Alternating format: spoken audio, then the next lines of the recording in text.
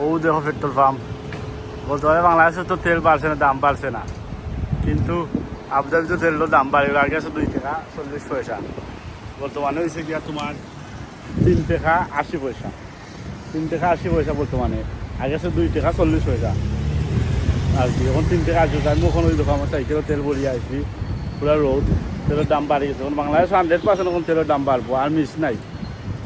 ওল দল দিয়ে বাড়ি গেছে দাম, আগে আছে 2 টাকা 40 পয়সা, 48 পয়সা আছে, 2 টাকা 40 পয়সা আছে, মনে হয় 2.5 টাকার মতো, 2 পয়সা কম। এখন বর্তমানে আইসে গিয়া তোমার 3 টাকা 80 পয়সা। 3 টাকা 80 পয়সা কত টাকা পাচ্ছি হিসাব করছো নি? আমি হিসাব করে লেখা দিম বুঝলেন। এখন বর্তমানে বাংলাদেশের তেলের দাম এখনও কম আছে, কিন্তু বাড়ি যাই 5 দিনের 2 ভিতরে 100% মিস নাই। তখন সাবধান হয়ে যাও, আর ফায়দা নাই, তেল যা আলো আর লই যাও, কোনো ফায়দা নাই। দাম বাড়ি গেছে, ডুবাইছে যেহেতু, কিন্তু তেলের জাগনও বাড়ি গেছে।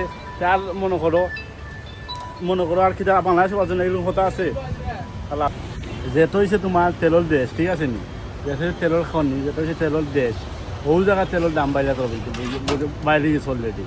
আনা হচ্ছে আমি খালি জানলে খালকু বললাম না তেল, আমি তো জানি তেলের দাম বাড়বো। আমি আর বলছি ওখানে আইসি পাম্প, ওখানে দেখা যায় 3 টাকা 80 পয়সা। 3 টাকা 80 পয়সা কত টাকা হিসাব করতে 1 টাকা বাংলাদেশে 34 টাকার উপরে হয়। আগে আছে 2 টাকা 50 পয়সা, 2 পয়সা কম। এখন 3 টাকা 80 পয়সা। চিন্তা করে বাইরে কত টাকা দাম পাচ্ছে। আমি হিসাব করলাম, ক্যালকুলেটার মারলে বাংলাদেশের আগের দাম আরও কোনো দাম দিন, বাংলাদেশের তেলের দাম 100% বাড়বো, আর কোনো মিস নাই। আর যে দুবাই বাড়ি গেছে, যেন দুবাই তেলের জায়গা, তেলের খনি, তারা তেলের ব্যবসা করে, আর বাংলাদেশে পারতো না, এরকম কোনো কথা আছে?